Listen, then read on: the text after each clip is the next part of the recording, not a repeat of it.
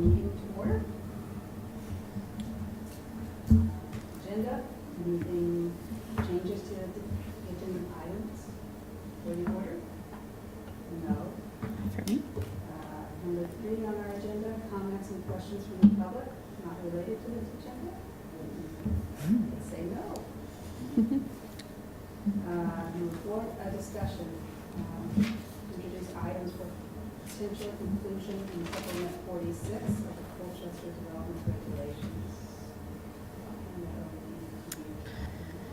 Yeah, just so anyone following at home, just want to give you a quick explanation of where we are. So we are missing a few folks tonight. Wanted to keep the agenda not too heavy, just because we may have to repeat some things in order to get a full body to sort of weigh in on what are some pretty substantial items. So what I'm hoping to do tonight on this item is just sort of introduce some things. I know you feel like we just finished this. Why are you giving us more? But as I've sort of shared in the memo here, I think we had to rush the last supplement a little bit in order to stay in tune with the wastewater regulations. So there are a few items that have sort of backed up a little. Some of these have come from our development review board, which they've identified as some things that just keep coming up for them. This is not meant to be a comprehensive list, but just some ones that I'd had sort of hanging out. A couple of them will be sort of, I think, will involve a pretty fair policy discussion. A couple of them are sort of clean up housekeeping. Let's just make sure that the language is a little bit tighter than what it is now. So, and I'll walk through each of them. Again, there's no text that's associated with these yet. It's just to sort of introduce the idea. See if you like the idea. If you hate the idea, I won't write you any text. So I'll just get started here again. I'm not going to go into too much depth. So accessory structure exemptions. Anyone not familiar with accessory structures? So in Colchester, like a lot of towns, there are certain things that we group under the title of accessory structure. All accessory structures do need permits. While not an exhaustive list, the easy ones tend to be swimming pools, sheds, decks, patios, gazebos. Those tend to be the things that we see the most frequently. But every now and then, a very nice citizen comes in and says, do I need a permit for X? And we're like, well, I don't know. Is that a structure? If it is, it's an accessory structure. And so we started to look through the regulations, and we saw that there's not really a clear definition of what's exempt. And so I think it's been a judgment call based on sort of whoever the staff is at that point. So my hope here is just to clean that up a little, talk through some common structures. Play structures, for example. Somewhere in here, under 100 square feet is exempt, but it doesn't live in that accessory structure section. So I would move that, and I might even have a conversation about whether or not 100 square feet for a play structure is sufficient. As a mom of 2, I can tell you even my affordable play structure was probably larger than 100 square feet. Flagpoles. We don't have any specific regulations about flagpoles. We had a very nice gentleman in the other day who was asking about whether or not his flagpole flying the U.S. flag at 25 feet needed a permit. And it was a little embarrassing to sit there scratching our head and say, we don't know. So I'd like to talk about some of these things and just get direction from you as to whether any of these things should be exempt. I'll have a more exhaustive list when we come back to it, but that's the general idea. Does that sound like something you'd like me to pursue? Yes. Okay. Mobile food units, food trucks, as you might call them. There is limited language in our regulations for mobile food units. It dates back quite a bit. We used to call them seasonal mobile food units. In one of the supplements, maybe during some of your time or before, the seasonal part was struck. But it's a very limited regulation that relates to mobile food units. There's a definition, and then there's a table of uses. So in there it says these are where they may exist in certain zoning districts. So there are certain zoning districts where you cannot have a mobile food unit at all. I would suggest if we go forward with this sort of topic, we just revisit that list and make sure it's still a list that makes some sense. And I would probably want to build out the definition of what a mobile food unit is. Mobile food trucks are permitted largely in two ways. Through the peddler's ordinance, they would go to the select board after having gone through a staff review. But they're also permitted through zoning when they might take up a site. So if it's just a truck that is peddling ice cream in your neighborhood and never actually sits anywhere, there's no zoning related to it. If it is a truck or vehicle, camper, that stays in a single spot, it needs some level of review. A lot of them have been done as conditional uses, which means that there's some attached conditions that they get subject to. They're not consistent. In some places, they're required to be removed every night. In other places, they're not. And by places, I mean in specific cases. And in reviewing several that I know of, they're very inconsistent. I think it would be worth pursuing a regulation that would make it a little bit more consistent. Are there a certain number of seats that should be allowed outside? Are there certain things that you would like to see associated with a food truck, such as trash receptacles? The big one is, should they be removed from a site every night? And if so, what is the purpose of that? So I would want to have a discussion about that. I'd bring you some information, some talking points. Are they allowed to have any sort of decking or other semi-fixed or fixed structure? If you've ever been out to, I'll say it's Jericho, I don't think it's Underhill, but it's probably Underhill. Kate's Food Truck, anybody been out there? Route 15? It's a food truck, but it might as well be like a restaurant. It's got a huge deck, huge. Large refrigerated coolers, like walk-in size coolers in the back that are the size of like a large van. It's actually quite delicious, but it's caused some consternation in town because it's like, is it really a food truck or is it kind of a restaurant masquerading as a food truck? And so to avoid that happening, I think here, it'd be good to just be clear up front as to when is a food truck not a food truck? When is it an actual structure? And just attach some known things to it that would go through the public process one time so that it's much easier to permit them going forward. They're very popular. After 2020, they became even more popular. People love them, and I think there have been studies that shown that they really improve a sense of community. So they can be quite nice. But we do want to make sure that if you mean to have a structure, such as the one I'm referencing in a neighboring town, that you get what you want. Do we have any that are stationary anymore? We don't anymore. Last spring, there was there's a bit of a discussion because there was the Fridays, DAZE, which was at the corner of East Lake Shore and Blakely here. The pink truck. They had a conditional use approval where there were some requirements attached to it that sort of sprang up at a DRB meeting. They were just sort of attached to it that didn't really come from anything in the regulations. And so when I think the select board was kind of trying to look at that as part of the peddler's permit review, it was, where did this come from? Do we, is it being met? And that one ended up being a little bit, it could not be permitted because it did have that site plan that said it had to be removed from the site every day, for better or worse. And it could not be or would not be because it was not operable.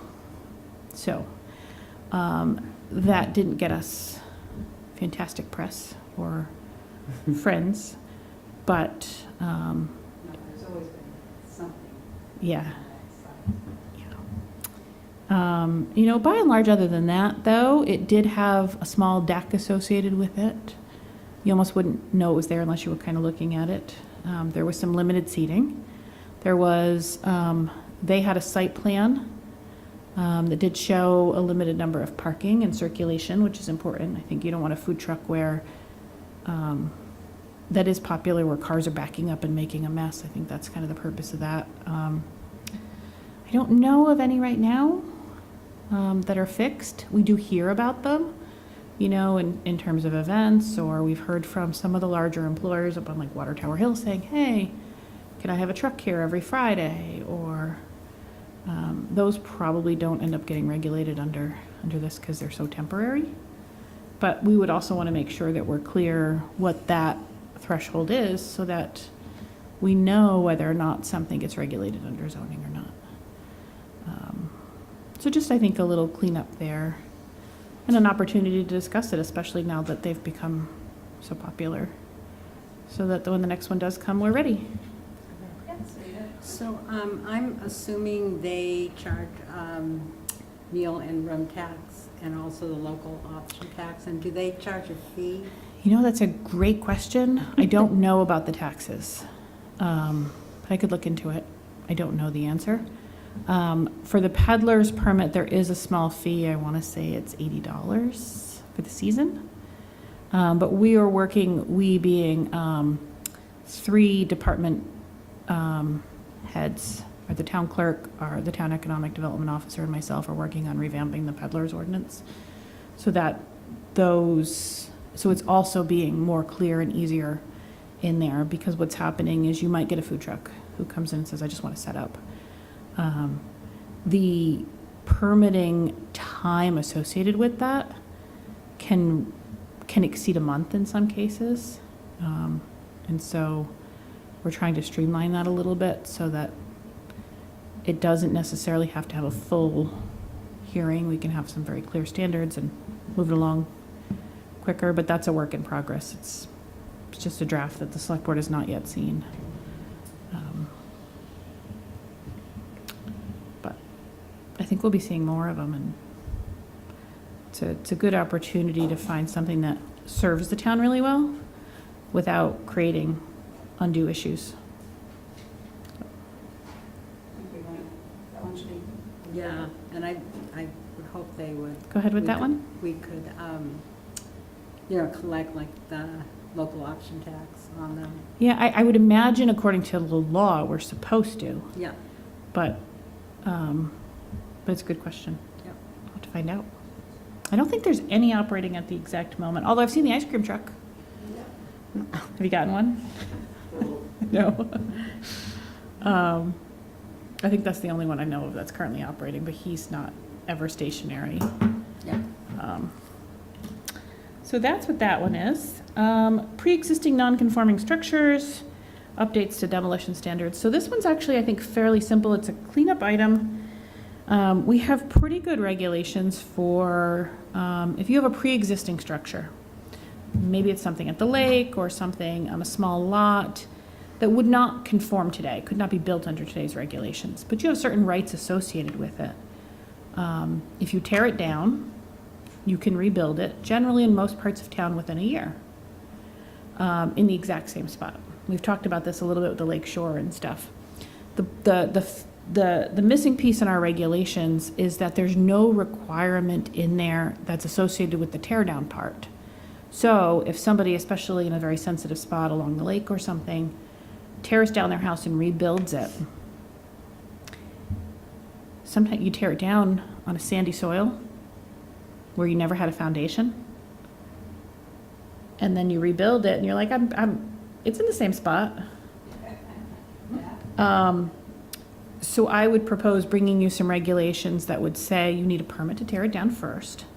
And in doing so, you have to document in some way, create monument markers or something that would show us where that was, so that it is very clear when you rebuild that you are doing it in that correct spot. Because this is an issue that keeps coming up where we're not entirely sure that that's exactly where it was before, but you can use old photographs. They're only so good. You need something near it to measure it from. And I would just want to clean this up so that we know before you take that structure down what you were vested with. So that I think will be pretty straightforward, but worthy of doing. No issues there. Thoughts? You like it? Okay. All right, temporary certificates of occupancy.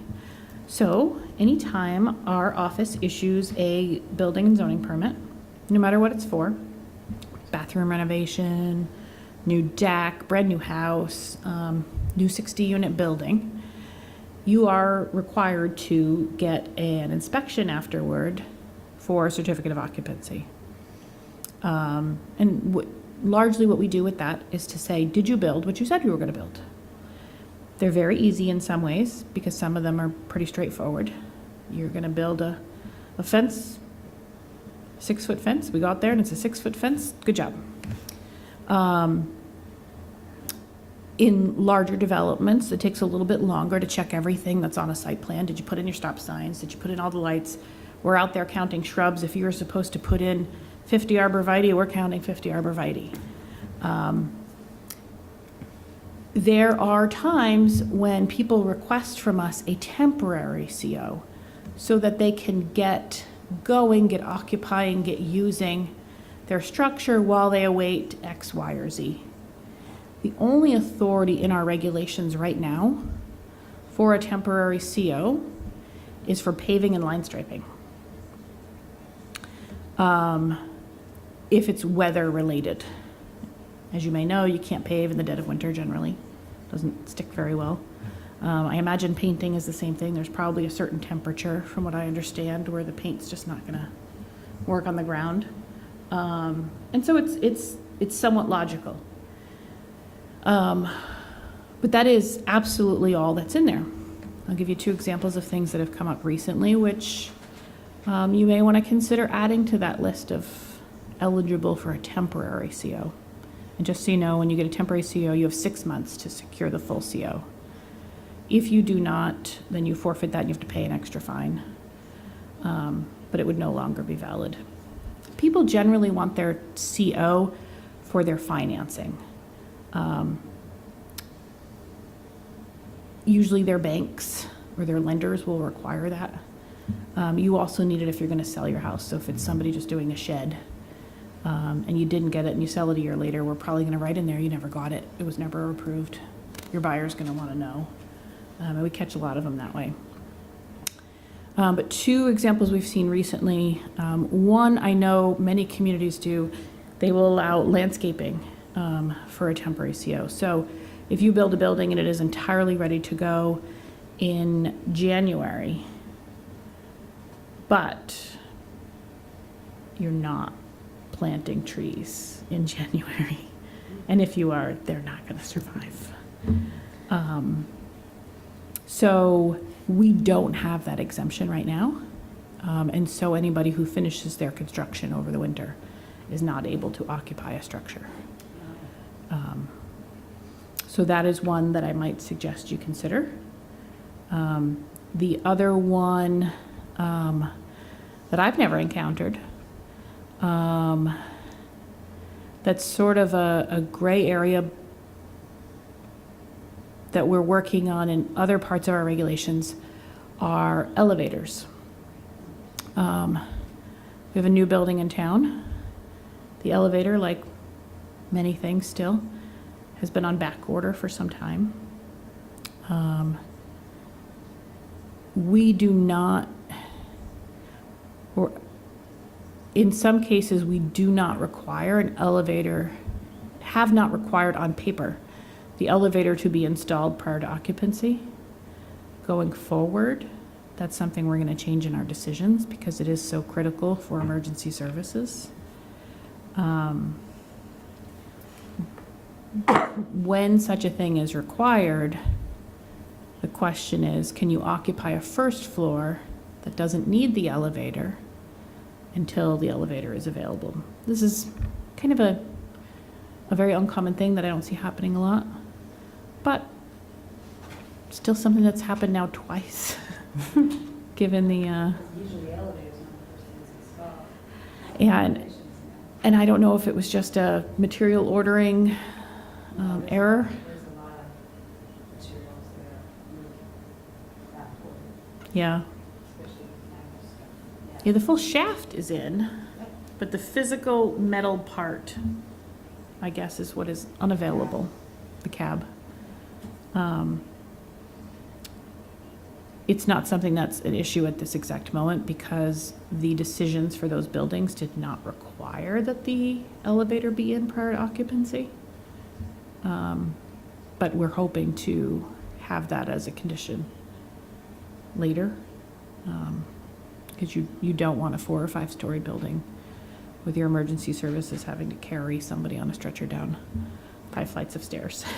Wouldn't there be some ADA regulations that way? Yeah. I would imagine so. Not to Yeah. mention if you have a new residential building, your tenants want to get their couch in, Yeah. right? How do you get your couch in up 5 flights of stairs? It doesn't sound very fun. No. There's probably other examples, but for now, those are the ones I'm thinking of that might be worthy of considering. Can you give an article? If you could see, so when, like, half the building's completed. I think you could do like a conditioned temporary CO. So you could say, we'll give you a temporary CO in the elevator case for the first 2 floors, but no more, and only for 3 months instead of 6, I don't know. So I think you could, but we would want to make sure that that authority is in whatever we write to grant to, What happens if the elevator doesn't get there in 3 months, though? Do you kick the people out? yeah. I'm not. No. No, I'm just thinking long-term, how would you regulate largely that? COs aren't an area where we invest the resources in compliance. We just are not going to take someone to court because they didn't get their CO. Really what motivates someone, unless it's really egregious, what motivates someone usually is their financing because their bank says you don't actually get this money released until, for those who are self-financing, probably less of an issue. And we would consider other things, but so it's an area, I kind of want to explore. I haven't worked a lot on it yet, but if line striping can be delayed due to weather, I would think at least landscaping is in the same category.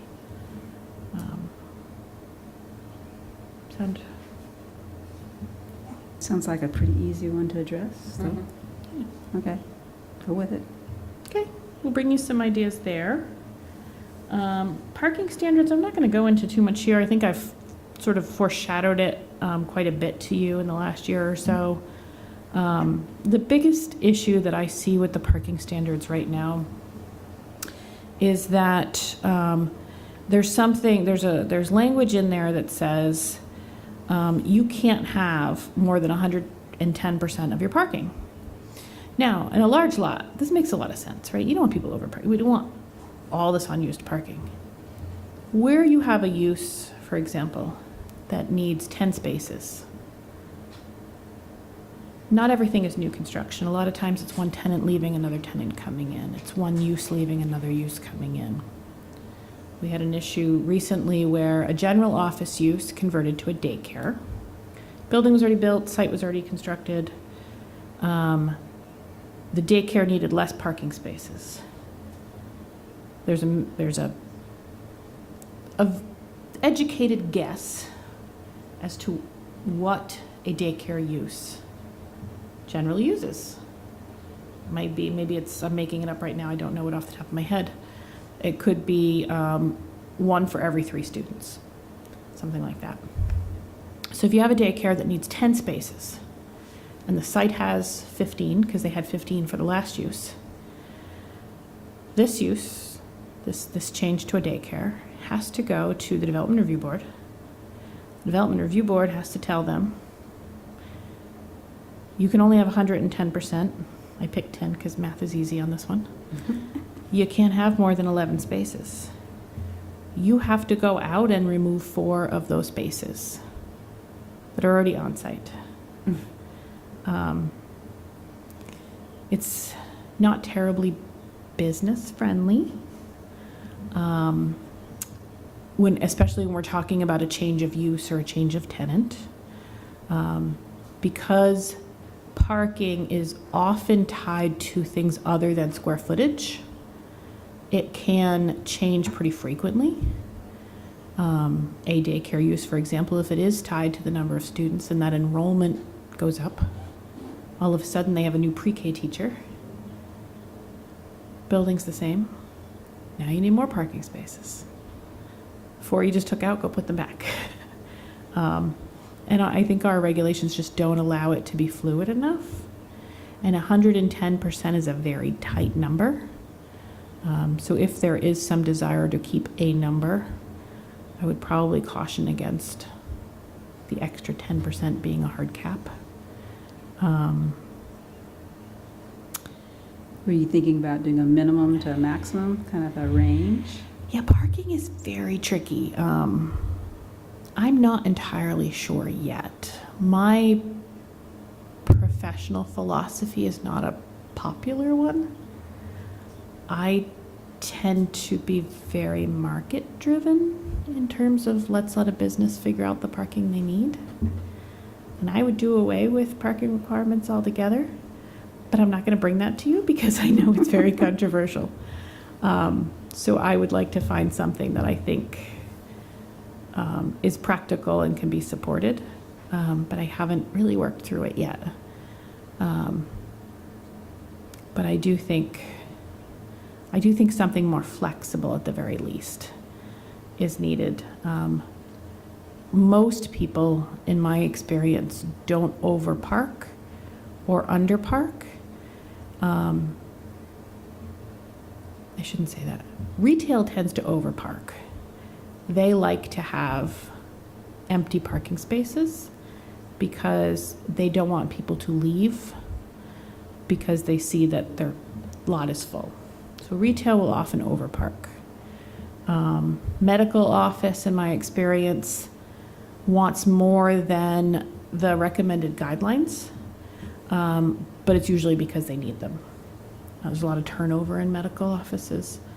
And while they may not be full all the time, there's people constantly going in and out.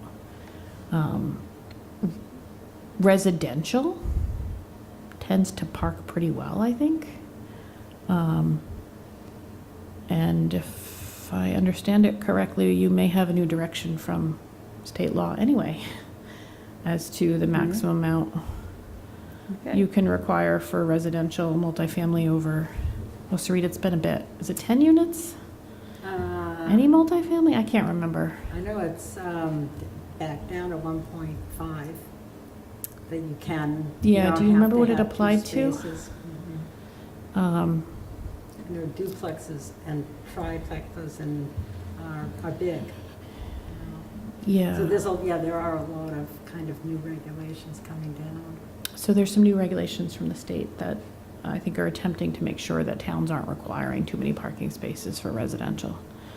I don't think ours are terribly high, but they're probably higher than they needed to be.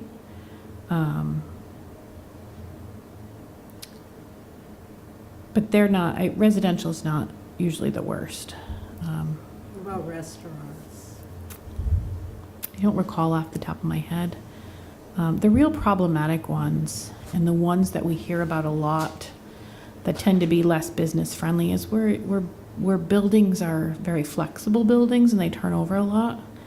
Because you could go from a restaurant to a tax office to a daycare, and the parking requirements are so vastly different, but the site is there, it's been built, it has been operating, and it becomes a real challenge for somebody who's just like, I'm changing from this to this, or even the real challenges are the ones that are not based on a square footage. So if a hair salon with 3 stations is doing very well and becomes a hair salon with 6 stations, all of a sudden the parking requirements double. And it's really hard for businesses to adjust to that because not only do they have to have this extra parking, but they have to go through, they have to find an engineer. They have to create a site plan. And they have to wait on average 3 to 6 months to get that permitted. And so we don't have a speedy turnaround. They're not allowed to be done administrative currently. And it's been slowing down some business turnover and some reuse of vacant spaces. I know we've talked to some people who are like, I want to look at this site. And we're like, you have to do this site plan. And they're like, okay, yeah, you know what? I don't in Milton, so bye. Yeah. And the direction from the select board last we met with them is, take a good hard look at what we can do to help businesses that doesn't really create any burden or harm on the community as a whole.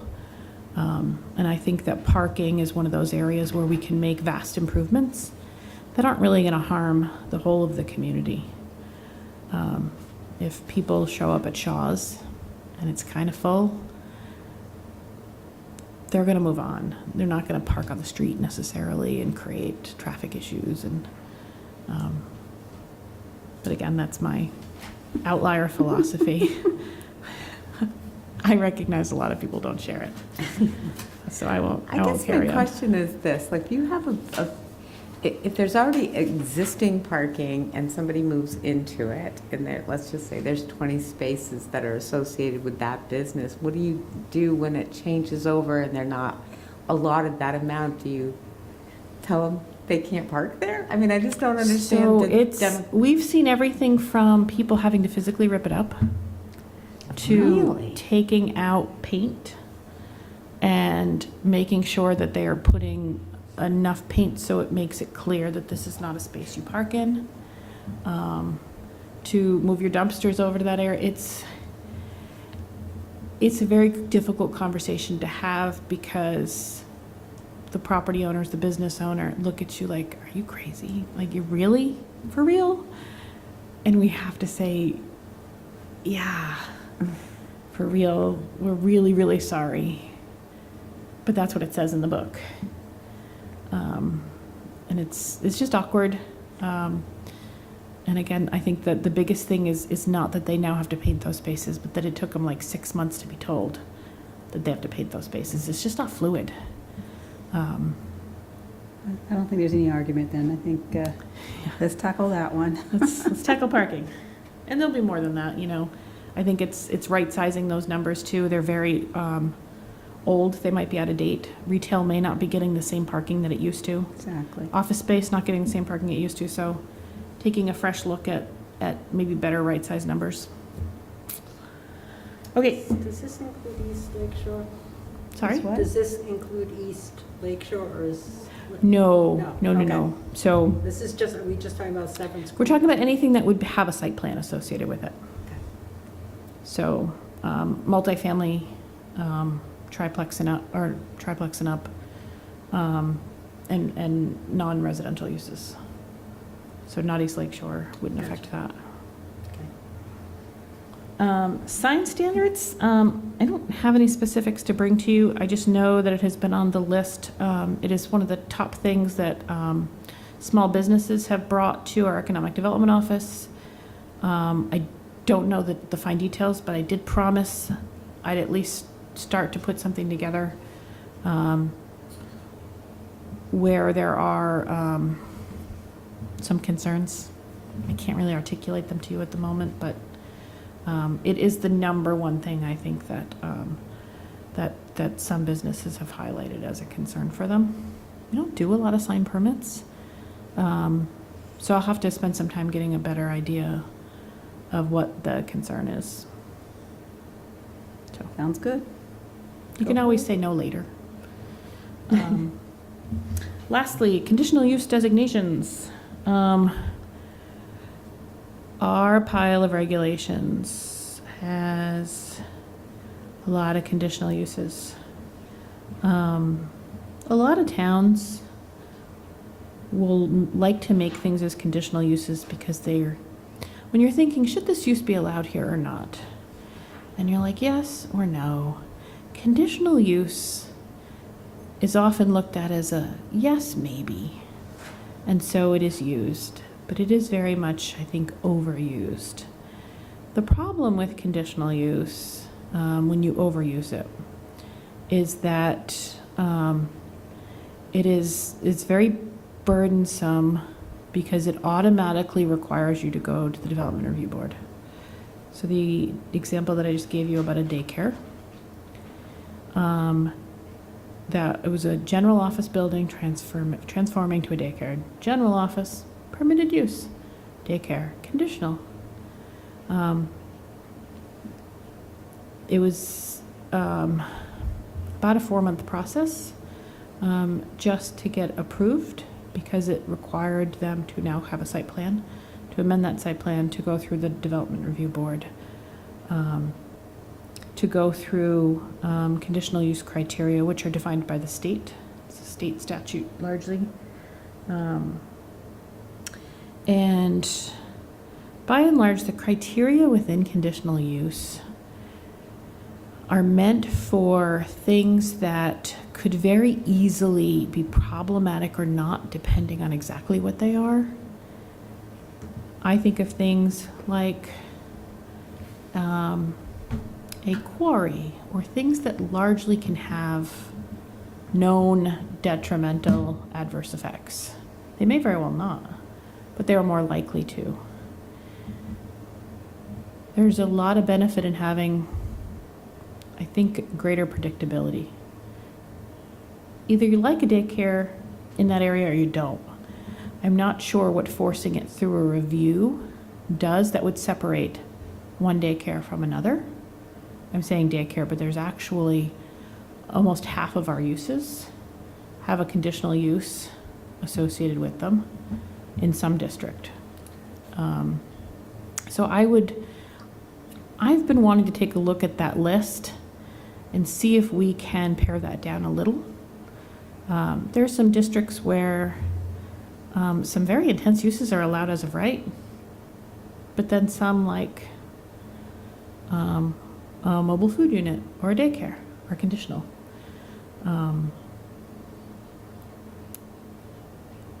So I guess I don't have them yet, but I want to take a look at that table.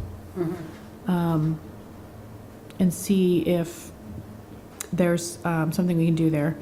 The other thing is that it's not really clear when we talk about a conditional use in our regulations. Are we talking about the use itself, or the use with its detailed components? So for example, keep going back to this daycare.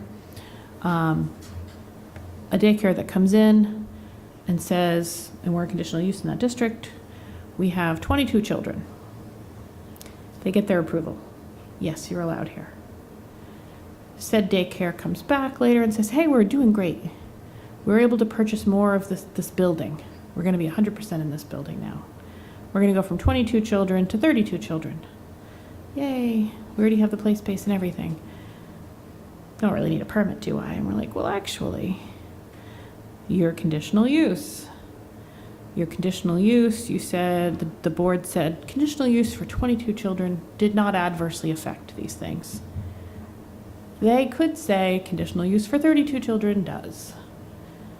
And so they are now forced to go back through this lengthy process. So it might be beneficial to talk about whether it's the use itself that's conditional, and once that use is approved, is it approved as a use? Or is it that use and its very specific components that go with it? It's not really clear. But you said the state was kind of defines conditional use. The state defines the conditional use criteria that the town can apply. I printed it out here somewhere. Did I grab it?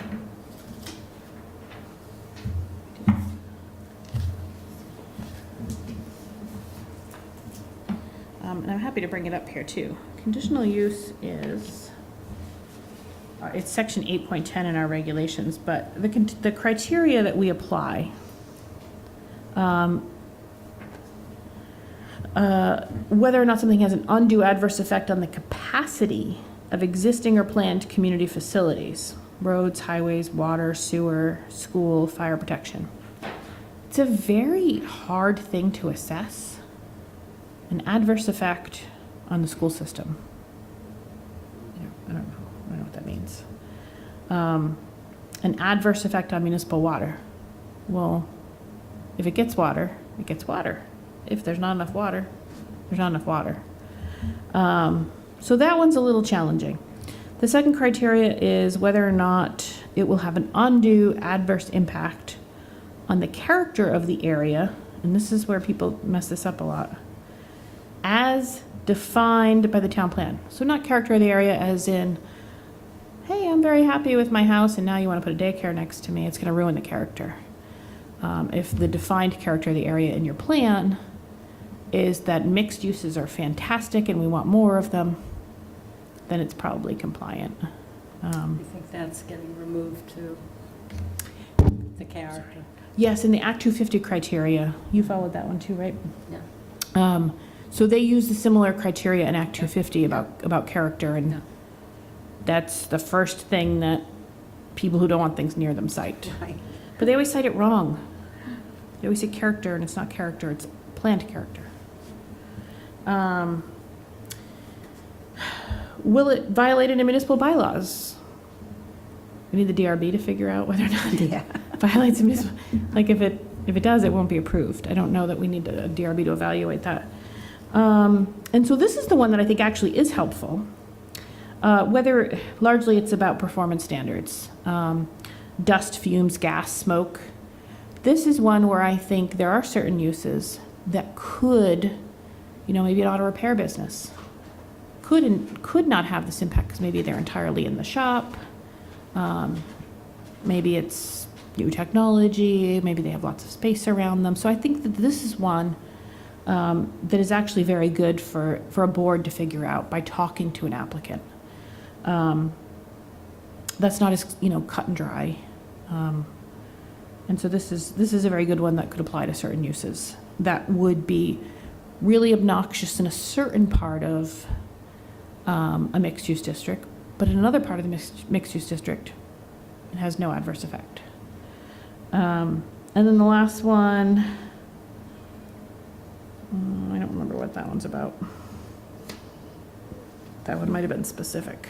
So that's largely what conditional use is. It's a good handy tool, but it's a bit overused, and the DRB had identified it as an area where they feel like they're getting applications that don't really need to come to them just because somebody wants to be a daycare versus a general office, or they want to be there's some other ones in there that are really benign.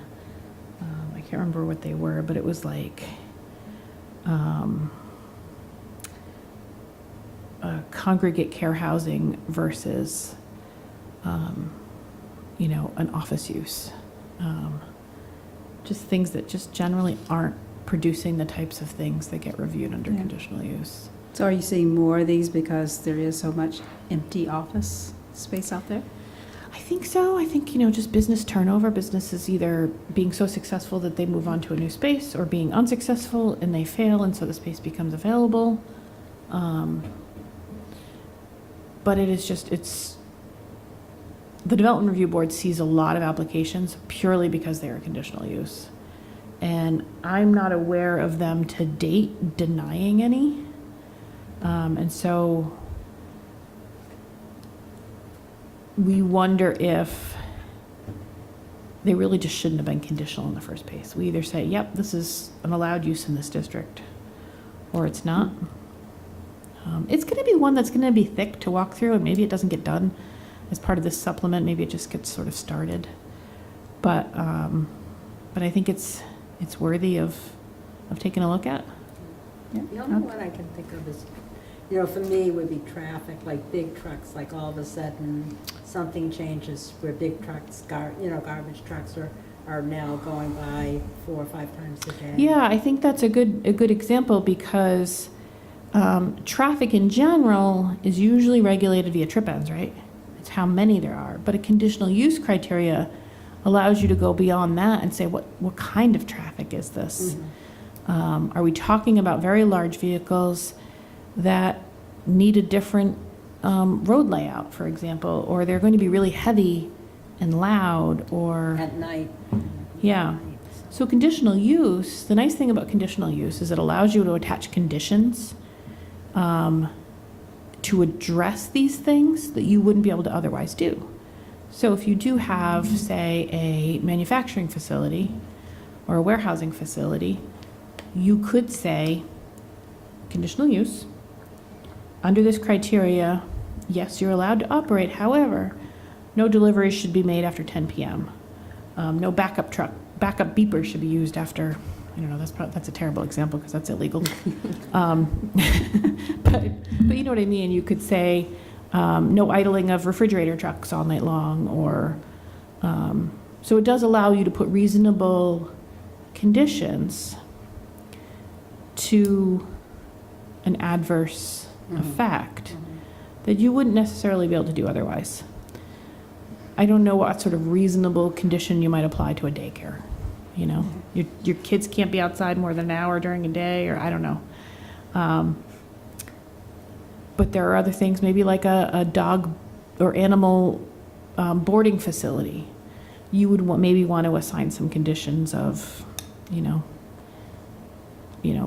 pets can't be outside unattended, or, you know, should not be out for more than a half an hour at a time after X time at night if it's right next to a residential use, for example. So there are definitely good uses for conditional use. I'm not trying to trash it as a tool. It's a great tool, but it should be reserved for things that can really bring adverse effects that might either should be denied or should be conditioned with some things that would mitigate the potential adverse effects. So that's what I'm thinking there. All right, it sounds like you can proceed with all of these. Thank you very much. And I don't know what order they'll come back in. We'll see. I imagine food trucks will probably come up sooner than later just because 'tis the season. Okay, I promise we won't get to like X or Y like we did with the last set of Oh, God. amendments. Okay. Or 2 sets ago. Okay, All right, that's that one. so that's the discussion for new items for supplement 46. Next item is a discussion on the form-based regulations.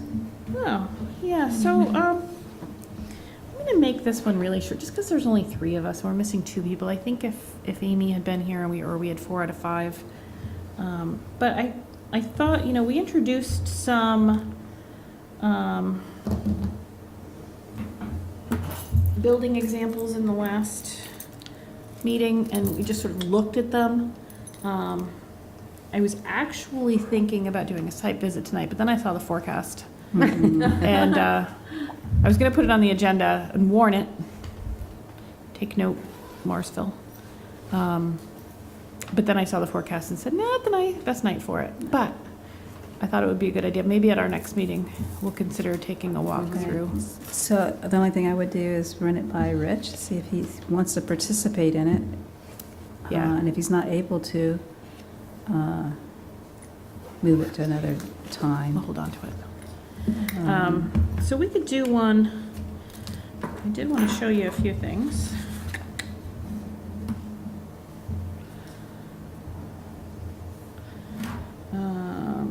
There's no good way to look at these. Let's see. Oh, there is. They will scroll through. So I visited some of the new buildings that were built under our form-based code and took a bunch of pictures for you. So I thought we'd just sort of openly talk about what stands out to you as a good element, a great element, that didn't really help element, or I wish they would fix that sort of element. Were these in Vermont? This is right down the street. Oh, wow. This is of the 2 new buildings under construction at the southeast quadrant, this is the one to the left. Mhm. This is, this will be rental units, market rate. Didn't notice the The- orange. The you know, gray one Looks different. next to it is Cathedral Housing, or Champlain Housing Trust. Yeah. And I've got pictures of those too, so, I just threw all my pictures in here. Sorry, I haven't edited them. Oh, there's your dog. Just kidding. So let me see if I can, sorry, they're all out of order. There it is, Let yeah. me, here's the front. There's the front of that particular building. Right. You guys see that okay? Yeah. So, just, would love to hear from anyone who wants to share it, like maybe each person can say 3 things that they immediately noticed and liked. Or 3 things, or a combination of, that you immediately noticed and don't love. Anything you want to share about it. Well, since our last meeting, I've become acutely aware. I've been riding around and noticing. And I find it pleasing. I really do. That It's you not- do that in general, or this? Oh, no, particular- I don't do that in general, but. No, now that I'm looking at, I like the look of the buildings. I don't like the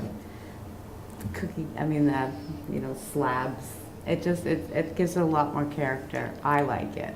What are the specific details of this building? This building, I like the way it's cut up. Okay, cut up. Is that a Yeah, no. Keep talking to me. Tell me what you notice makes it cut up. I like that they don't all look exactly the same. Okay. And I kind of like the color difference. I don't know if I love that. Is it orange. retail on the first floor? So the way that our code is written, we require 9-foot ceilings on the first floor, so they could be retail. Okay. Probably one of the things I'm going to bring to you, that 9 feet is not that much different than 8 feet. It's not.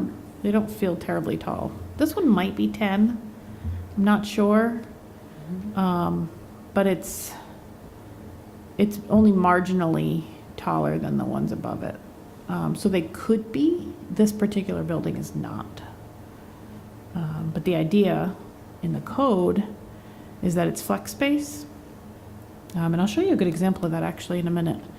Where you look at it and you're like, is that a residence or is that a business?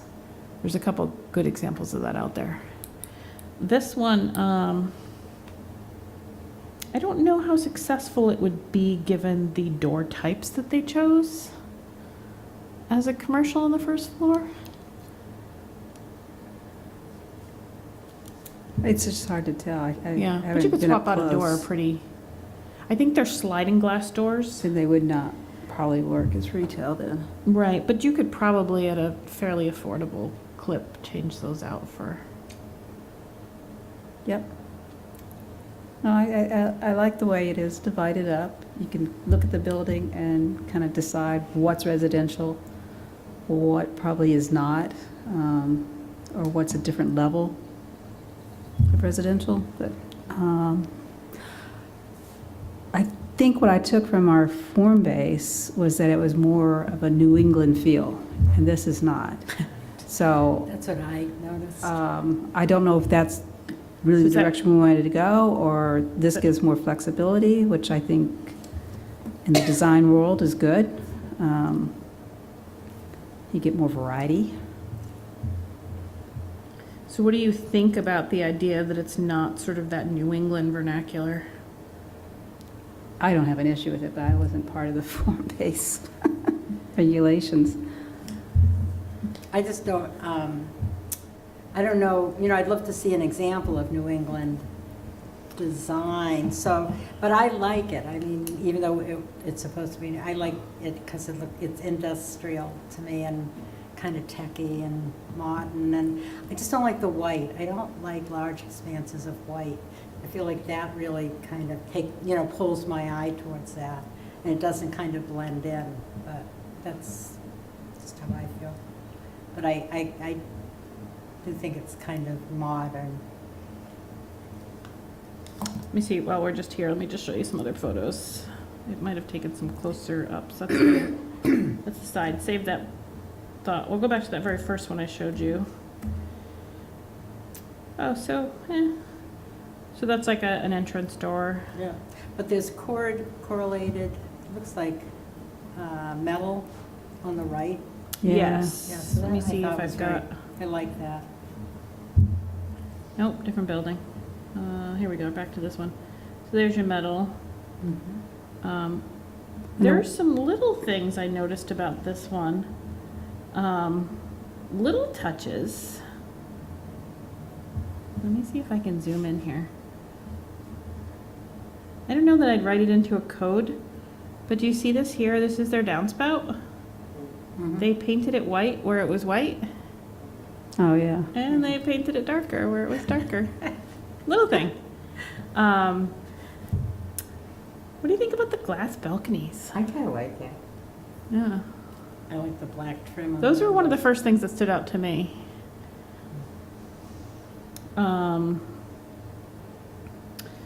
So something that stood out to me that I'm curious what you think of. There's this door here. First of all, it's not symmetrical. Curious what people think of that. Doesn't necessarily bother me, but some What do people you- have strong feelings about What do you that. mean it's not symmetrical? So What- they've got this door here. There's Yeah. not a partner door on this side. Oh, okay. Yeah. Um, I'm a believer of the form follows function thing, so. yeah.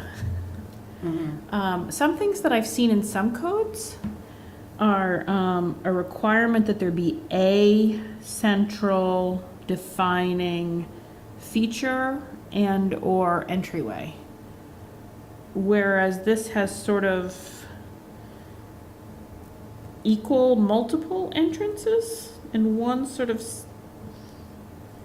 semi-treated entrance. Some codes would say you have to have one like really obvious dominant either feature, either architectural feature, maybe it's the corner of the building, even if there's no entrance there. Or you would have to have some really obvious central entrance that draws people in. So I'm curious what you think of that. I think it's, if that were the code, I think that's missing here. But I'm curious what you guys think. Well, that's one question I ask, whether it's residential or commercial on the first floor. And obviously, when I look at it, it's definitely more residential. And the one main entrance to get to the upper floors This here. is there, it stands out, where everything else looks residential. Yeah. Let's see. But it looks like it could be turned over into a commercial strip fairly easily if that's the way the market would go. Yeah, I think so. I could see like this whole area here being like a small shop of some sort. Right, but the entrance to the upper floors for the residential is still highlighted with that canopy. Hmm. You're right. That's probably a stairwell right beyond it, right? Yeah.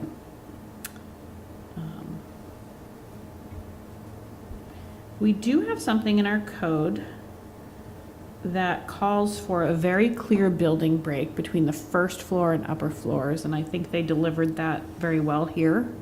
It's very obvious that there's a difference between upper floors and lower floor. This, just so you know, because it's a corner and because the corner is on a C street, this was limited to only 3 stories. I'm wondering, and I quickly sort of asked the applicant, didn't really have an answer for me, or the building owner, like, if you were allowed 4 or 5 here, would you have built it? And I got the sense that it was sort of a yes, but I needed to think about it. It feels very short to me for a form-based code area. And that's not, again, that's not a failure of the applicant. That's a failure, not a failure. It's a result. You can determine whether it's a failure. Well, I think of the regulations. we talked about the A, B, and C streets and whether that really makes sense.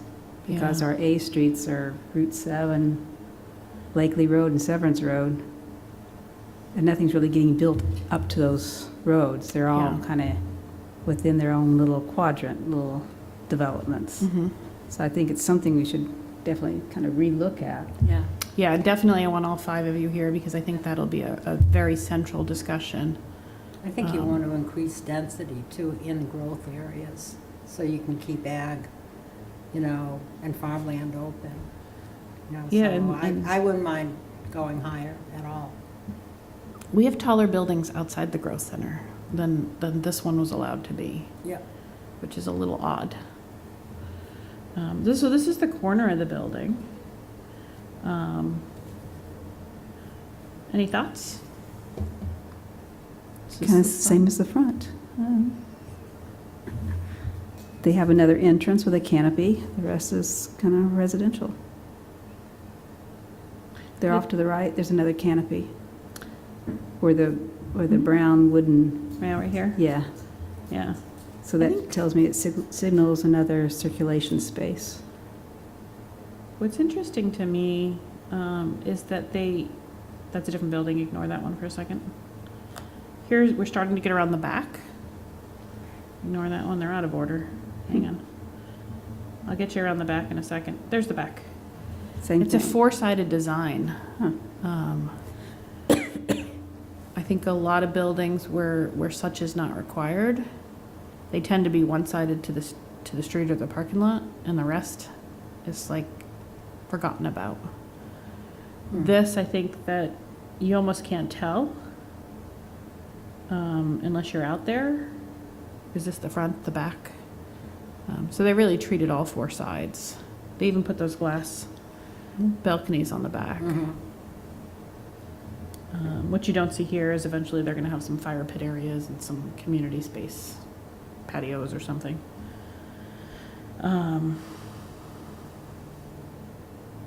You do have an entrance here. This one does have, going back here, sorry for my order. This is the entrance to the underground parking. Little details that stood out to me, they're fake blocks. They're obviously not all the way through, it's just cement with a treatment on the end. But it's kind of a little step up. Yeah, it's a nice detail. That unit, mechanical unit there, has been painted to match the building. Rather than just a sort of stainless steel color. They did on both buildings sort of hide the parking very nicely. So it's just off here.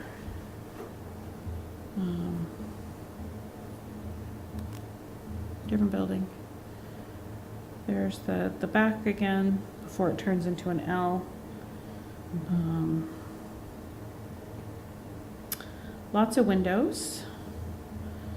Anything else on this building? No. Okay, so I'm gonna go to the other building. And there'll be landscaping, right? Yeah, so we were out there before they did that.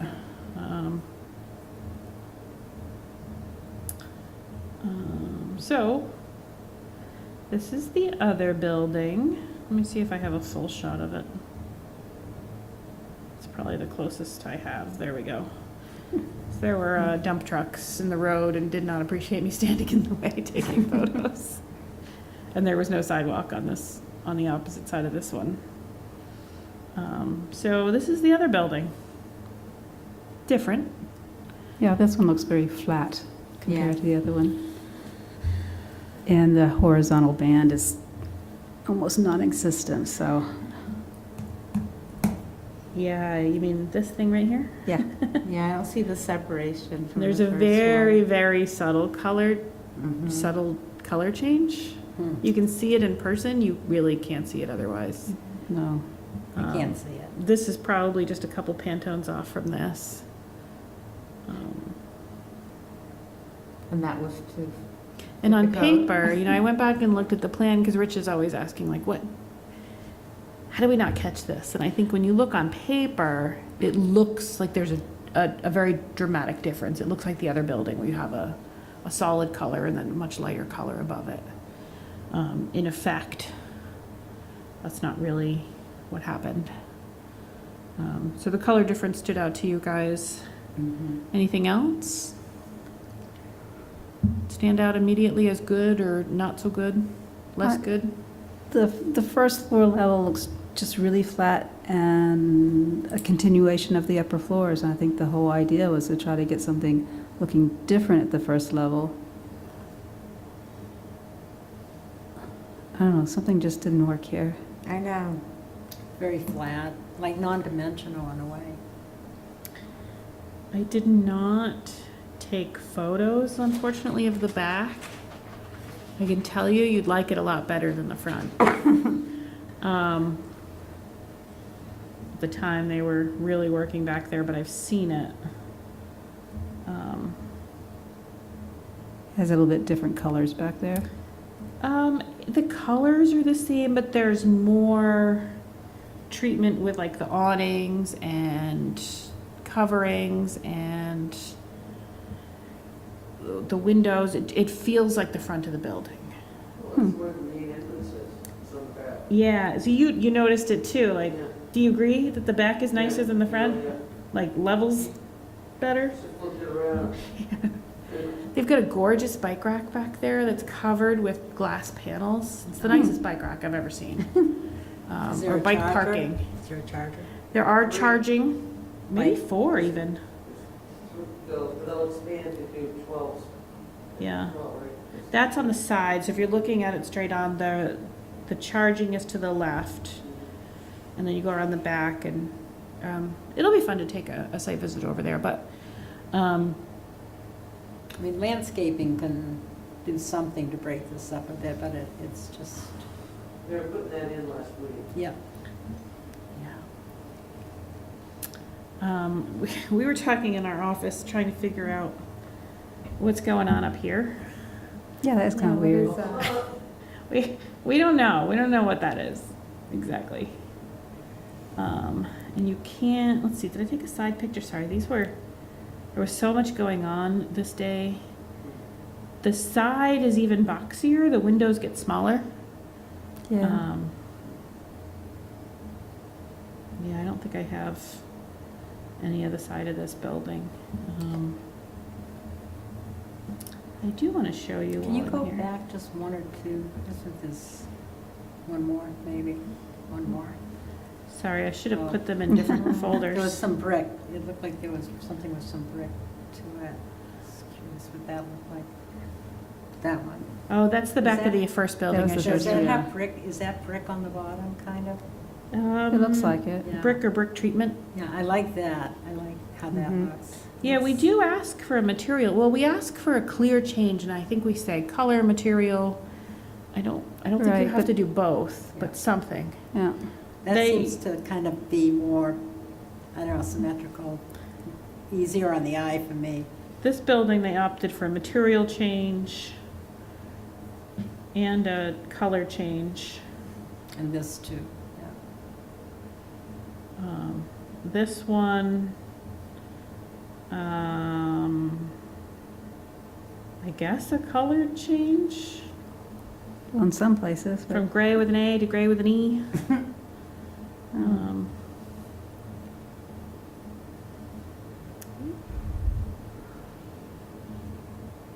What is that orange material? Is it wood? Oh, they're panels. Some of them have a wood veneer to it. And this one might be one of those. I have to look really close, but they seem to be fairly popular right now. I'll just show you.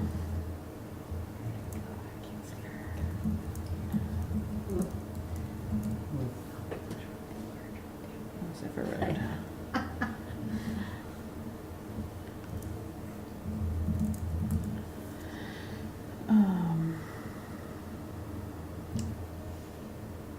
Oh, hang on. I do want to show you a flexible space that I think was done well out in Williston.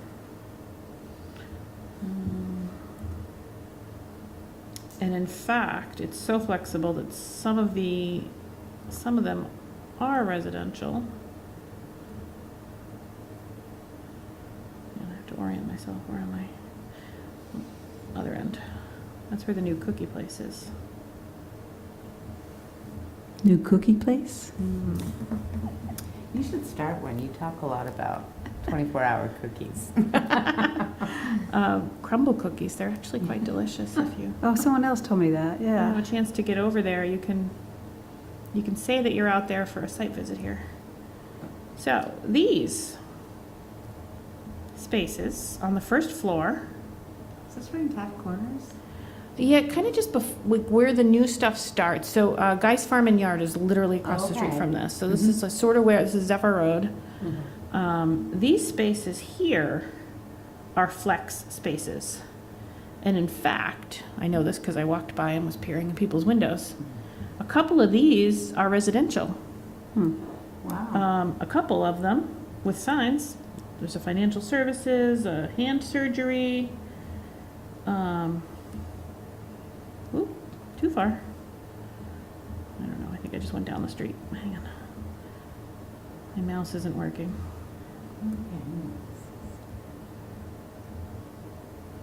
So there's 3 blocks of the same building. With a little variety to it, yeah. Yeah, a little bit. And this one, actually, this one I guess does have a split. That's residential on the first floor. But that could be your next financial services next year if it wants to be, or, But this is what I was talking about when you showed the other one there at Severett's Corners where it's just all flat. This is showing how the first floor, all the fenestration and everything it's also treated differently than the upper floors. Where the other one was just, same pattern up and down. Mhm. And I think this is what our form base was trying to achieve, that the first floor would be more welcoming and have its own identity. And somehow it got missed in that one Yeah. project. And can't you see that this could be either? Like if this Yep. wanted to be a small restaurant tomorrow, it could be. And this definitely looks a little bit more New England-y to me with the columns. And, Yeah, I guess you're right with the just- pitched roofs. Yeah. Clapboard. Yeah. And again, I know that when you buy these, they can be either, and just for fun, I'll show you. So you're like, oh, what? No garages there. This is how they. Oh, come on, let me drive down there. Oh, well, let me go down that one. I'll go down the other one. I love this technology. Oh, I see. I That's was what they look wondering like where to the parking back. was. Oh, nice. So Huh. you can be in a form-based code, still have a garage, Mhm. still have a deck. Mm-hmm. They have like these little decks out. So the way that they're set up is that there's a unit on that first floor. And then some of them are 2-floor units. And some of them are flats. But I think most of them are 2-floor units. So they're actually fairly big. I think they're like 1,800 square feet or something, where you get the 2 floors. I think 2 of them, maybe 3. Do you know if transit comes by here? Or you probably have to go up, At the road, right. right down here. Yep. I don't know if it comes in yet. But, the other thing that I like to show people about this is that, and it'll be a discussion point when we get to it, is, mix of housing types. The current regulations say encourage, but it's not required. And if you look at the first bit of Severance Corners Village Center, the one that's mostly built, it's all the same housing largely, in that you have these large buildings. Some of them are mixed use with some commercial on the first floor, but largely you're not seeing different housing sizes. And so a question I'll have for you is, how important is it for you to have a mix? Now this goes right to, these are singles and duplexes here, but very close to these. But that's kind of showing the different street levels too, right? Yeah, and actually, let me get up. So then you transition. These are, I don't know, these are like 40 unit buildings, I think. These here. So you go up the street, you transition there. Across the street, you have a lot of triplex to quads. That one's 2, but most of them are, no, making me a liar. Most of them are 3 to 4 in a row. And they've got their garage set in the back here. But is it this road? Please let me drive down you. Really? This one has a really good mix because it goes, you don't see like 12 plexes and 8 plexes a lot. People don't build them. The blue building that's back there in the distance is like an 8-plex. But they have like at grade. It's not like one entrance to 8 apartments. Everything has a first floor entry, either immediately to it or to the apartment upstairs.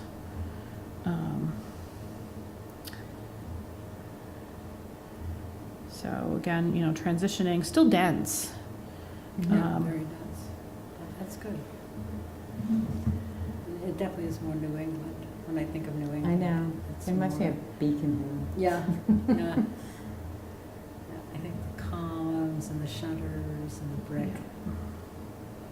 And then again, you transition into a whole nother piece here. I don't know. Well, I'm curious. You tell me what you guys think of this one.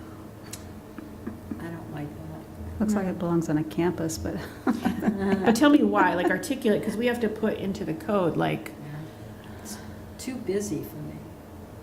There's too many lines and details. so I think we're not seeing that distinction with the first floor. Yeah. I agree, it does look like a dorm room, like, does. a dorm room or an industrial building, it's hard to tell. doesn't want me to drive through most of these. So when you're like, with Severance Corners, is kind of the whole 4 quadrants, are they all thought out? Or is it people could build very different things in each quadrant? Well, they could definitely build right now, I think, very different things, and I think we're seeing that. The plan, and I know you guys asked me to bring it to you, and I will at the next meeting for, Severance Park, that's that northeast quadrant, currently has a pretty diverse mix of housing sizes and styles. I don't know if it'll stick or keep, but at the current plan there's a little bit of everything. You know who else does that very well? I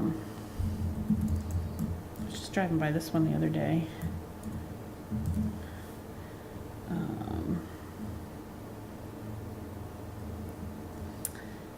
Let's see.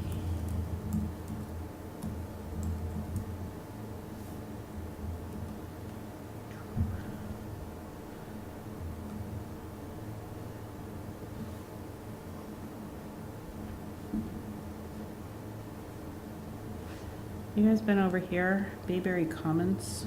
Yeah, my daughter used to live there. Oh, Is that Limekiln? Down that way? yeah, there's like Yeah. 4 different, it's Grove Street. No, it's not like Limekiln. Oh, Chase no? to Grove to Barrett, or Chase to Barrett to Grove to Patchen, all in like Yeah, it's a half shortcut to mile. Patchen from Winooski. That's why I Yeah. wasn't sure what to put in. It's technically Grove Street here in this section, I guess. But I it's actually all, like it's all these. housing. I like these. Yeah, I do too. And part of, I think, and it's an I- interesting discussion that I see in the planning world a lot of like, do you start with your high density at the road and then go back so that your low density is sort of removed from the road and maybe closer to other neighborhoods that may already be existing, or do you start with the lower and then sort of build your way back? I never would have thought that building lower at the front was what worked, but I think it's very successful here. I think it's the topography, because you go in there and you go down Yeah. into the site, so the taller buildings you don't really notice. So you've on the been in them street. throughout here. Yeah, my Yeah. daughter, she was she there. lived there, so Yeah. yeah, I was there a lot. Um, Planes were very loud. Oh, gosh. Yeah. So these look like single-family houses, don't they? Yep. They're duplexes. Yeah. Yeah. They might even be, some of them might even be quads. I think there might be 2 apartments on the back side on a couple of them. No, that's Um, nice, that's a nice, I love the shutters and stuff. So they have, I think what I like about this, they're not gonna let me drive in. Oh, they will, look at that. They transition very well. So look, duplex. Guessing 4 to 6. Yeah, that's where it starts dropping down. There's a whole new level down Oh, there is to this very to building. that, to the blue building and the red building, Ah. down on a lower level. So, my friends, what do you think? Tell me what you like or don't like about a building like this. I like it. I do too. Looks very familiar to me. So, what do you like about it? Like, what stands out? Like, if it wasn't there, it would be a totally different building. I like the columns, I like the way it pops out, I like that little thing on the top, The little I like the color. What, the fake dormer? I fake like dormer. that. It's totally fake, right? It is there's, fake. Yeah. There's no actual Yeah. livable space in there. I like how there's numerous colors. Like there's in my neighborhood, when they built all the new houses, there's like 3 colors and they're all like a shade of gray or, Uh-huh. and it's boring. I like the red, I like the bright yellow. I think just more of a color combination really makes this stand out. I So like you're this. talking like multiple, like not just on the same building, but like having your buildings have variety. Yes. Yeah. And you get the shingles over on the side there. That's very New England. Some of the stone Yeah. I have never seen a building like this before. No, I like it. clapboard. And these were one of the first buildings that were built. Actually, these two, the red one, these on the side of the street were one of the last ones that were built. But the first ones you showed around the street, those They were one of built the those first first. ones, yeah. I like Yes, this. you're right. You can see just how it looks like a small building up front, but it's actually, Mm-hmm. you're right, It's topography pretty is, deep, yeah. plays a pretty big role here. But these sort of like recessed decks are interesting. Yeah, It's a very schoolhouse look. And then, is this their community center maybe? It's their offices and there's a Oh. gym. Oh yeah, so these are, those ones at the street, some of them are quads, they're 4. 2 up front, 2 in back. Let's see, it's gonna let me keep driving, I will drive. Um, Similar, I like the pitch of the roofs. Yep. let's see. This does have that New England feel Yeah. to it. This was the first area that was developed. And then as you go further to the south, they kept building. With the bigger, Yeah, they keep getting bigger and bigger. I'm trying to see, so what's on the door here? Shape. Is that because these are more apartments that don't have, I don't know, I thought they were all apartments, so that's interesting. yeah, this is more of like a commercial door, right here. Can you zoom to read the front? Looks like it's got a logo on That's all I can get. it. Yeah. So you guys are saying sort of like you like that the color's broken up here. Yes. Yep. What about the porches?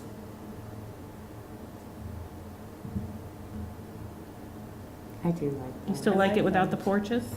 No, I like that. I like that it's covered and you can just open the door and people could go out and in very easily, access. It's very easy. Now, one thing that these buildings are doing, this group, is that they're more vertically divided. You don't have the horizontal line Mhm. at the first floor. Mm-hmm. So this kind of shows that you don't need I agree. that horizontal line. Maybe on the C streets, you don't need, I don't know how we're going to define that, but I think the horizontal line may have been introduced when you want to try to have like mixed use, retail and housing, you want to differentiate Yep. between the two, but maybe on the C streets where it's all housing, that item doesn't need That to be there. It would actually be even choppier if you tried Because to do you- that.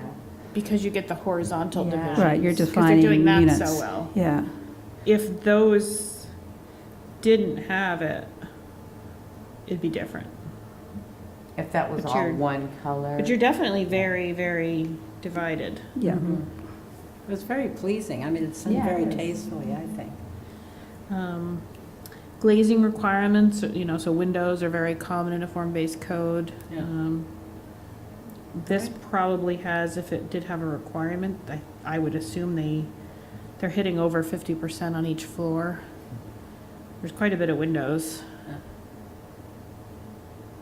Those doors may be going to units that are on the back side, Yeah, that's what I wonder. because I don't think there's any businesses in there. But it is set up, doesn't it look like it, but that it could be, it's flexible. No, I doubt that. So here's some bigger buildings. They've got underground parking or below grade parking. Interesting. You've got the vertical divide and a little bit of the horizontal, Yeah. not throughout the whole thing. Well, I guess you kind of do, it's just through different things. Instead of the material change here, it's met here with the awning, right? And that roof detail looks like it goes throughout the whole development. Yeah, with the fake dormers. It's charming. So this is a fairly big sized building, but it doesn't come off that way because there's so much division. Mm-hmm. I like that. I like it.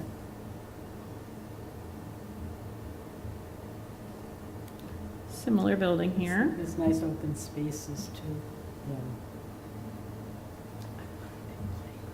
Yeah, I think, you know, something that I like to see are things that read to the street. You know, you could just imagine somebody sitting out here interacting with you. Yep. Yep.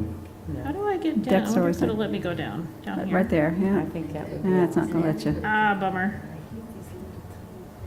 I wonder if I can But see. the buildings do get changed as you go down. You can kind of see a little bit of it. Yeah. I wonder if it'll let me see it from Patchen or Grove or whatever that is.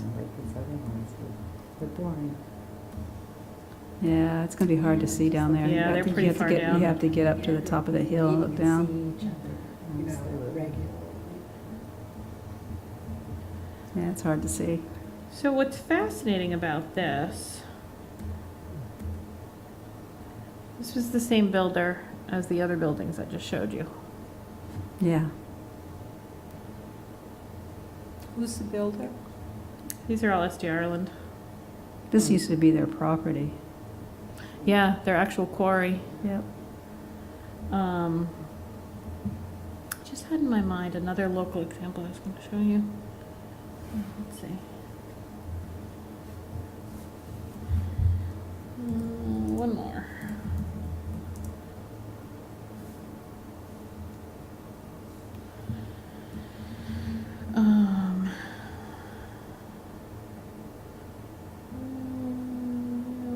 Go on that road.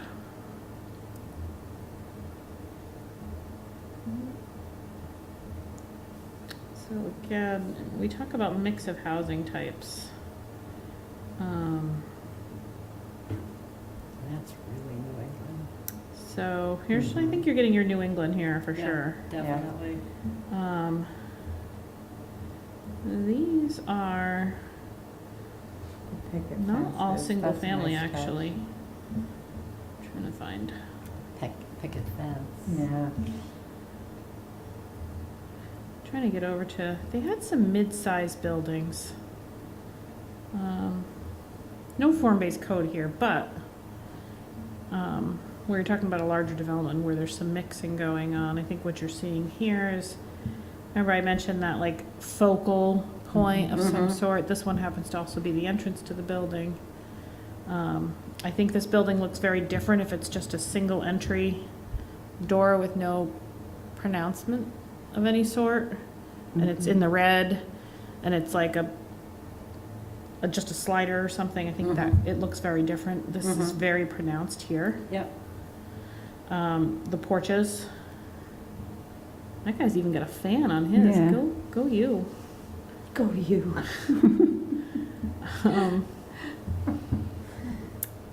These are mix of duplexes and tries, I think.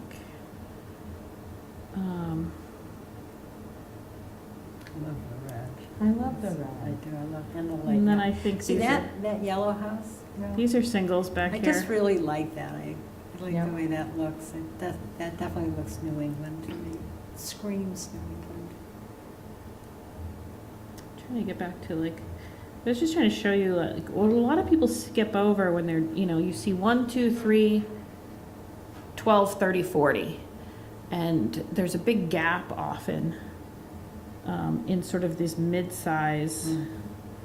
There's a whole there's a whole bit of planning out there that looks at like, how do you make a 4 or 6 unit building look like a single family? There's a place I visited once. I wonder if I can pull it up. So that should be huge. Anyone ever hear of like,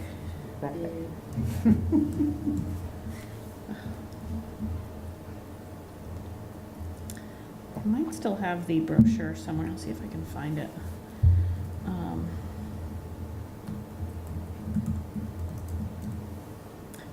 Stapleton, Colorado used to be an airport. So it presented a really cool opportunity to like build a whole town of sorts. There's a lot of vacant land that got to be reused, and they sort of master planned it. And I'm not familiar enough with it to find the good examples, but they have every building size you could imagine, and they do some super cool things. That's not the best example, that's a horrible example. But they have a whole section of the town where they have what kind of looks like, I don't call them mini mansions, but they kind of look like houses that you'd see in some parts of the county here. But there's 6 and 8 units in them, but they look like a single family. Interesting. This whole neighborhood's a bit too big for me to find quickly, but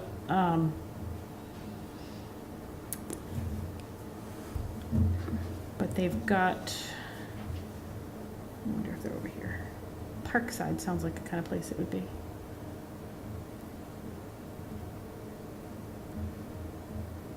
No, that's older development.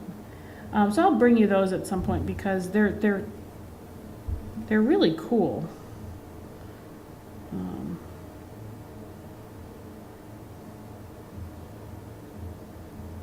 Lots of trees. Mm. It's nice. But they've got every type of development in this neighborhood you could imagine, from small craftsmen's to, Yeah, I love that. this is actually cool. 'Cause this is like just a driveway for parking. It's not a real road. Yeah. It's just sort of like an alleyway. Right, and that was kind of typical. You go up to Chicago, Evanston area, that's kind of a standard there. Yeah. DC too.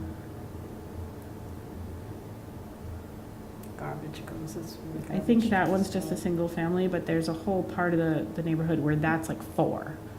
Mhm. But it's meant to have the appearance of a single. It's really cool. I toured it when I was there. Just some of what they do, and it's all like less than 20 years old. Well, Dalton Drive is kind of like that, the old barracks. They look like single family, but there's multiple housing in each Yeah. of those buildings. So it's a pretty cool housing type. When you talk about mixing in things, it's a good way to sort of get that in there. So I think this was a pretty good start for us. I don't want to keep you guys super late tonight or go into stuff that we'll just repeat, but No, I think it's just a good exercise to see. I think I'm trying to keep my examples local too, so we can talk about things that you can actually drive by. Well, one of the questions that comes up, like you're showing this, did they have form-based code here? Or is it somewhat unregulated, So the fascinating, look, I was able to get down the street. They did not in Williston at the time that this was adopted. They do now, which is funny, but they did not at the time this was built. So here's a This is like sort of that middle size that I was talking about. I believe there's 8 units in here. You know, when we talk about ways to improve things, I personally would have liked to see a few more of these have like an entrance at the street. Mhm. But it's sort of, it's you see the color breakups, right? Even in a 2-story build, or 2.5-story building, I guess. You see that vertical separation. You see either the materials or the color or the doorways or the balconies. Something is happening. Well, this building gets a lot of attention. Yeah, it looks like, kind of like the other building. It's Yeah, kinda the dorm. inverted or something. Yeah, the dorm. You're right. The top has a different color. I'm just noticing that instead of the first floor. Yeah, it looks like you have bump outs with the dark color instead of receding. Oh, yeah, it is very much the opposite building. So the one we saw before this, the houses, was that in Texas or where was that? Colorado. I really like that. Oh yeah, I really like that. it was an interesting opportunity. They moved the airport. If you've ever been there, it's way outside of town now, but it used to be right in the middle of town. Apparently, it was a real bear to land in. Yeah. Oh, this is interesting. What do you think of Through the this? See, that I feel like I'm at MIT. I don't. Right, right, Yeah. yeah. It's better than not having it there, Yeah. like the end of the building. I would imagine, though, that these are much less expensive to build, what Yeah. we're seeing, as opposed to the ones in Colorado. Seems like a lot less detail. So I know some of the Colorado ones had some detail to it, so I don't know.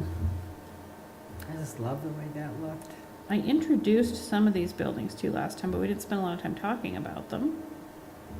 Already passed one? No, yeah, not that one. That one's just, That's the town offices, right? yeah, in the library. Yeah. But let's see if I can drive down this street here. Where are All right, so we? any, give me some feedback on Yeah, this it's off, building. Yeah, Market Street, Carson Crushing. Street, back there. I don't like that. I mean, it just looks kind of, I don't know, not So- imaginative at all. So tell me what stands out that you like or don't like very specific things. It's almost inverted where it looks like the top has the horizontal band and not the lower. It's like the building's upside down.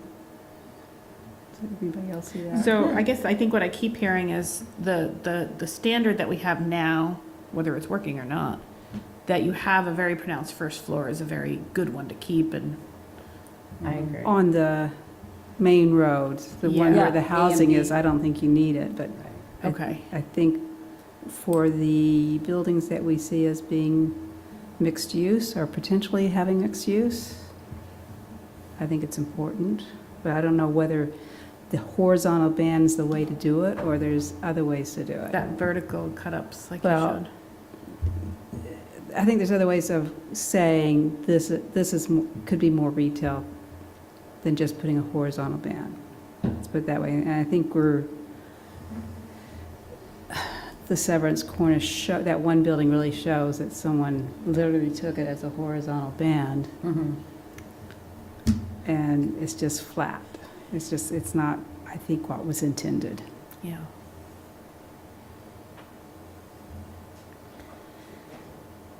Anybody want to point out anything on this building they like or don't like? I don't like it. I don't know exactly But you why gotta I tell don't me like it. I why. just don't It has like a looking at it. tenement feel to Right, it. it looks much So more why? urban I to think- me. Remember, we're talking Yeah. design. Tell me why from a design Well, compared to perspective. the one in Colorado, I mean, they're so different, and I love the one in Colorado, but that was more residential. I mean, this must be mixed use. So actually, you might be No, I think talking this is about all the one housing, this one. in Bayberry. That's right in Burlington, It not is in Colorado. Burlington. The one with all the colors. I didn't show you too much out of Colorado. I think the one you're thinking of I was, like the one with all the little houses, and all the little houses were different, but they were all really pretty little houses. There was some Shaker-looking ones and some New England look, they look much more New England to me. so I keep hearing from with the Sarita, picket New fence. England, New England, New England, New Well, England. that's what. But you that's liked the what- modern one too that we I that did we like looked the at. modern one. I do like the modern one. So But I I'll- made like that on like the A and B streets. I'll play here. So Yeah. things that stand out to me, the doors make or break a building. I think, Absolutely. and I think in this building, Doors make or break it. these Uh-huh. doors are really off-putting. Yeah. They're very like, mine stay out. They don't really, I think, make a connection for me. They're very residential. And maybe that's fine, but Well, I think this whole building's residential. yeah. So when you say that, what do you mean? Residential, what do you mean? It's not mixed use, it's an Yeah. apartment building or a condo Uh-huh. building. I Uh-huh. don't know. And it's not so flexible that it could change with the market. No. Like, you could not put a shop in here. Or a accountant's office or hair salon, it It's just like would not work. utilitarianism. It has like one purpose. The interesting thing about this, though, I was trying to figure out whether or not it would meet our existing language. We focus a lot about bays. Got a lot of bays here. There's a lot of like shifting going on with the depth. I don't know that it does anything for this building. Yeah, no, I think But there's it's just happening. a lot going on this Right. building. That's what I was Yeah. thinking. There's too many materials. There's a lot of material. Okay, so too many A materials. lot of could be a bad thing. materials, a lot of stuff isn't tied together. It's a hard one. Windows, I don't like the windows. But some people might like this. I don't know, Right. Maybe their cup of tea. Absolutely. I don't have anything against a modern building, and I think sometimes design is subjective. Which is what makes your work so hard on this. I imagine these things are meant for shade, or are they purely aesthetic? They're meant for shade, I just don't know if they work that way on this building. Yeah, these to me feel like they're like shutters that you'd pulled out if a storm was coming. Like, hurry, there's a hurricane. I don't get those. I really don't like the windows at all. The windows. Yeah. Yeah, they've got a sort of a schoolyard, That's it, yeah. because they're not, I don't know. They don't have panes. They I like remind me those of my high panes. school. Did I miss one of the better buildings? Hang on. By the way, I designed it, no. Wow, you designed it? Oh. Don't, I do oh not. my God. I No, love did it, not. Rebecca. No, I did, I, no, I would not, I would not do that Everybody. building, no. I have a hard Oh. time with that one myself. This didn't make my list, but of the other things I want to bring back to you is a screening requirement for utility cabinets. We have no screening requirements, so you could have a beautifully designed neighborhood, a beautifully designed building, and then you could put a giant, twice as big as this, Transform. Yeah, we should have transformer screening. like, right there. Especially if heat Um, pumps are going up, you should have These are at least screening. screened on the side. Yeah. But we have some that are just fully visible 360 degrees with nothing Yeah. to sort of reduce its impact. I get it, you can't block the front, right, because you need access to it, it's kind of their purpose, but.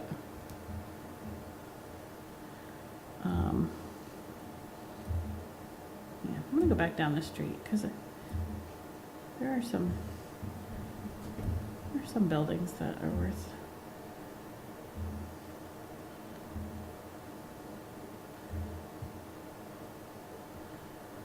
All right, that building. That one's more tied together, even though it has the same materials as the other Yeah. building we just saw. Yep. And the windows are different. Yep. I think it's a little less busy. Yeah. And the first floor is treated differently, so it looks more commercial. I mean, you could argue that this is their banding. They used an awning sort of as their banding. Yep. What's the honeycomb thing? Different windows, probably a taller height on the first floor.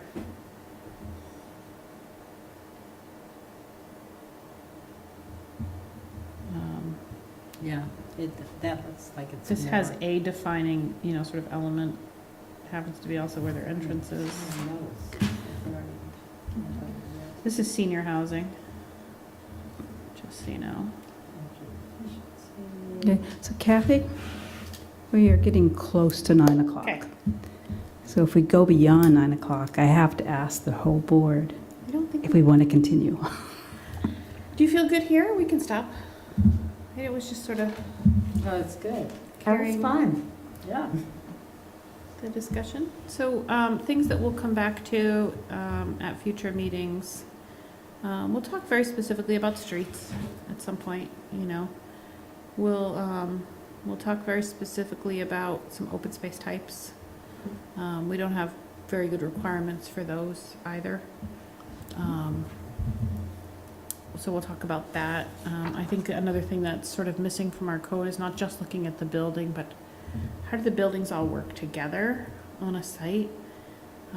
You can have gorgeous buildings, but if all you do is plop them down with no relationship to each other, Yeah. it's still not a nice place. Yeah. So we'll talk a little bit about other placemaking elements. Yeah. So when I was looking at the uses, I know there's a childcare facility in Severance Corners, but childcare facilities can go into, they have a permitted use, right?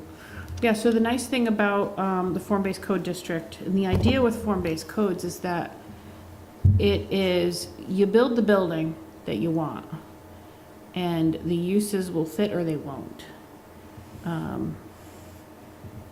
And so it's less focused on use, and so almost every use is allowed in a form-based code. Okay. Because the idea is, well, if it's a print shop, but it can only fit in a building like this, do we care? Mhm. Whether it's a childcare facility or whether it's a accountant's office or a restaurant or, Can we make it so certain businesses could not go in there? yeah, I think we have a list of exempted uses, and I think even your most traditional form-based codes have uses that are just simply not allowed. Okay.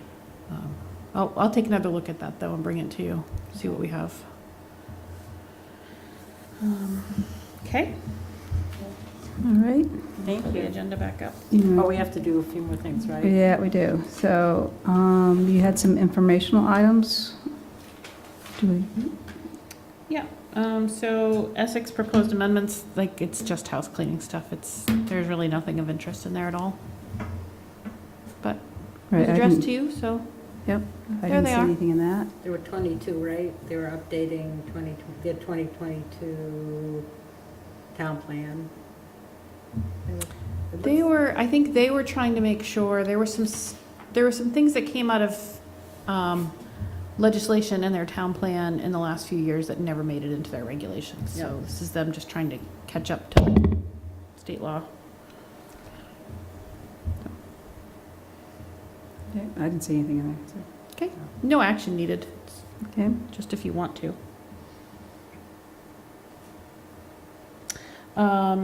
So memo to the select board, you saw regarding the capital budget plan, and energy efficiency projects. As a reminder, you are the energy committee. There's no action here. If there was, you would have to close your meeting as the planning commission, become the, Oh, but you don't have to. There's no action here. It's just respecting your role as the energy committee. Here's a memo talking about capital plans. You'll get this, you get one of these every year. Purely informational. okay. Any Questions? questions there to pass on? No, just always plugging chargers, auto, bike chargers, always. And then staff updates, I always leave these on here just to kind of tell you guys what's going on with us. We'll have 2 interns from UVM working with us this summer. They're really exciting. I have, like I did last summer, I'll have them come to a meeting or 2. Some of the special projects I'm hoping they'll work on will include maybe some of the open space stuff, some of the parking updates. Their interests and skills vary a little bit in terms of what their backgrounds are, but we're hoping to take advantage of that and plug them in where they have the most amount of interest and experience. It'll be very helpful for our office. So they'll start early June. So hopefully you guys will see them at some point this summer. Good. We always have one. This year I took two. Good. Where are they from? They're both from UVM, Yeah. from Great. the Rubenstein School. Excellent. We have a good partnership with them. Oh, no, that's it for that. Meeting schedule's on the next one. Yep. Okay, so we move on to going over that meeting schedule. Yeah, so the meeting schedule, you had identified, what in my staff memo here?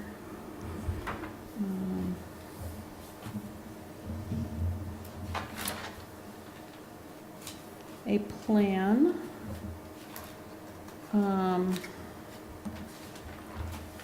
This was before we sort of knew we'd be a little short, a little rich.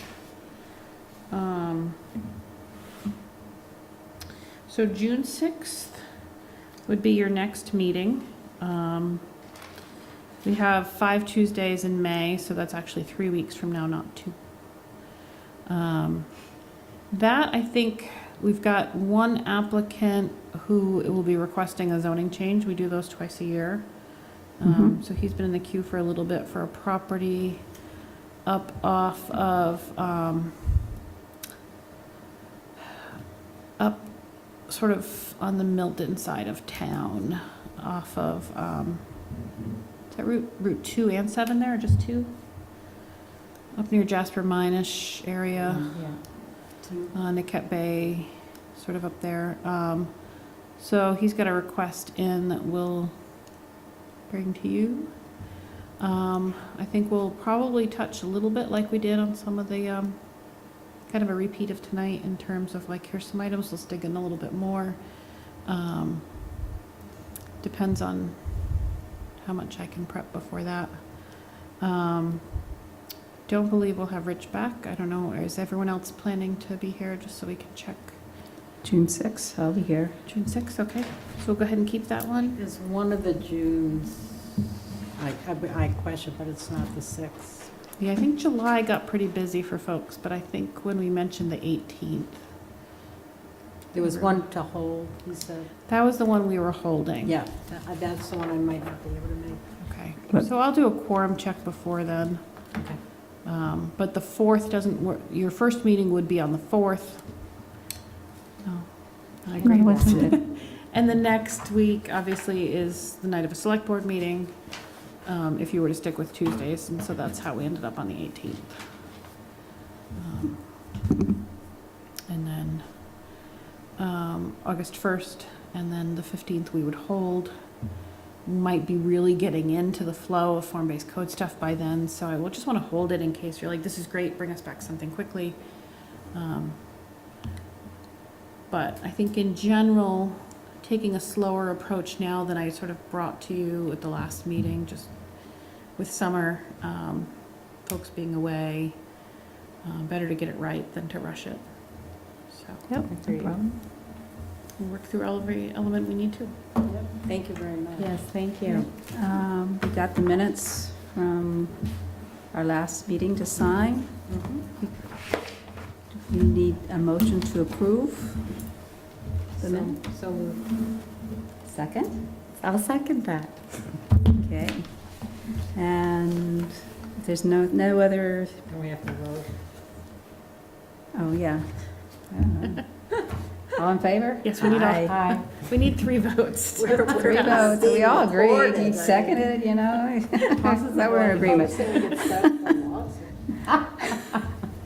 If there's no other discussion, do I have a motion to adjourn the meeting? So moved. I second that. All agree? Aye. Nice job. That was fun. Thank you for calling time, Rebecca. I think we drove around town a little, even online, it gets a little. I'm just impressed with your photographs. That's impressive. Well, hopefully we can take some better ones